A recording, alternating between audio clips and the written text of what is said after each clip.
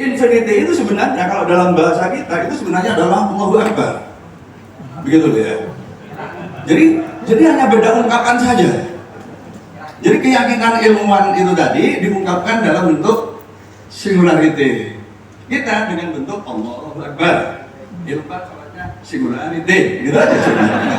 Bedanya itu. Nggak lebih nggak kurang. Ya. Jadi mau jungkir balik apa ya gitu lah. Nah, jadi ini integrasi konkretnya.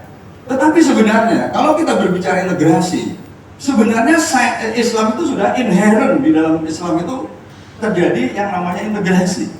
Ya, kita lihat ibu bapak. Jadi kita temukan di dalam Al-Quran itu surah An-Naml ayat 125. Di sini disebutkan wa may yurid ayyudillahu yaj'al sadrahu dayyqan harajan ka'annama yas'adu bis sama. Wa may yurid ayyudillahu yaj'al sadrahu dayyqan harajan. Ini adalah persoalan iman. Orang yang disesatkan maka dadanya akan merasa sesak. Tetapi kemudian Allah memberi analogi. Orang yang dadanya sesak seperti kalau dia sedang mendaki di langit. Gitu.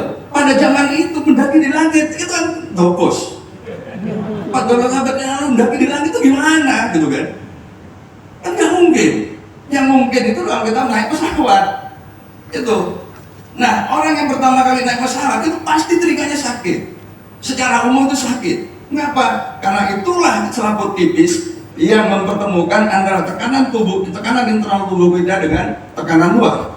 Dan di ketinggian tekanan internalnya itu lebih rendah daripada di permukaan. Jadi itu. Nah kemudian saya mau beri contoh. Ini apa ya? Ibu bapak. Jadi seolah-olah as-samawat itu satu saja. Karena satu saja, sebenarnya berapa banyak di ayat yang lain disebutkan di sini sebenarnya adalah 7 lapis, begitu kan? Ya, 7 lapis. Tetapi 7 lapis ini seolah-olah satu. Berarti lapis langit itu harus kita susun sedemikian rupa sehingga tampak seperti satu. Jadi langitnya itu tidak seperti ini. Sebab kalau seperti ini, antar langit itu ada baina. Begitu. Ya. Jadi yang benar itu adalah ini. Kenapa? Karena langit 1 sampai 7 itu tidak ada batasan. Gitu. Tanpa baina. Sedangkan bumi dan langit itu ada baina. Ini kalau kita mau berpikir kritis terhadap teks. Nah, jadi kalau kita gambarkan dalam bentuk 2 dimensi, maka ini langitnya. Dan ini adalah langit dunia. Langit dunia, ya. Nah, jadi ini langit dunia karena dalilnya ini. Alladzi khalaqa sab'a samawatin tibaqa ma tara fi khalqir rahmani min tafawut. Jadi kita bisa melihat pada ciptaan Sang Maha Rahman. Ciptaan apa itu? Ciptaan sab'a samawatin tibaqa. Jadi kita bisa lihat dan kita tidak melihat kerusakan pada 7 lapis langit itu.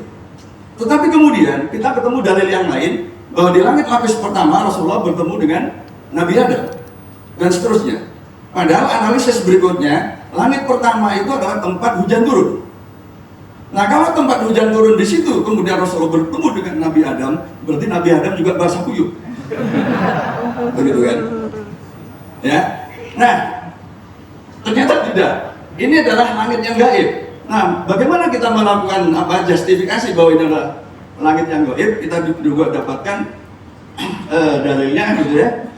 Jadi di sini Qulillahu mafatirus samawati wal ard alimal ghaibi wasyahadah. Jadi ada langit yang syahadah, ada langit yang gaib, begitu. Dan langit yang syahadah dan gaib itu, jadi langit syahadah itu menempel pada permukaan balon 1 sampai 7.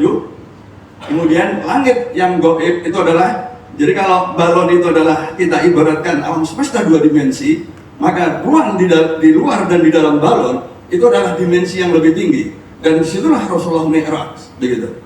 Nah, 8 pasang hewan ternak.